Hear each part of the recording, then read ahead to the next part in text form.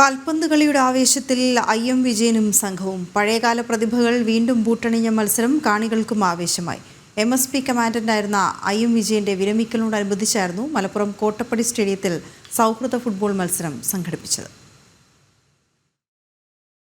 ഓർമ്മകൾ 90കളിലേക്ക്. ഐ.എം. വിജയനും ജോപ്പനഞ്ചേരിയും കുരികേഷ് മാത്യുവും പാപ്പച്ചനും സത്യനുമെല്ലാം കാൽപന്ത് കളിയെ സ്നേഹിച്ച ആരാധകർക്ക് നൽകിയത് സുന്ദര കാഴ്ചകളായിരുന്നു. അതിന്റെ പുനരാവിഷ്കാരമായിരുന്നു ഇന്നലെ മലപ്പുറം കോട്ടപ്പടി സ്റ്റേഡിയത്തിൽ നടന്ന സൗഹൃദ ഫുട്ബോൾ മത്സരം. എം.എസ്.പി കമാൻഡറായി വിരമിച്ച ഐ.എം. വിജയനോടുള്ള സ്നേഹാദരവ് കൂടിയായിരുന്നു ഈ കാൽപന്ത് മാമാങ്കം.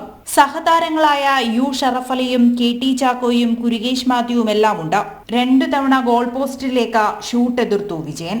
കേരള പോലീസിനു വേണ്ടിയും കേരള ടീമിനും ഇന്ത്യൻ കുപ്പായത്തിലുമെല്ലാം പലതവണ വലചലിപ്പിച്ച 10ാം നമ്പറുകാരനെ ഒരിക്കൽ കൂടി അവർ ഓർത്തു.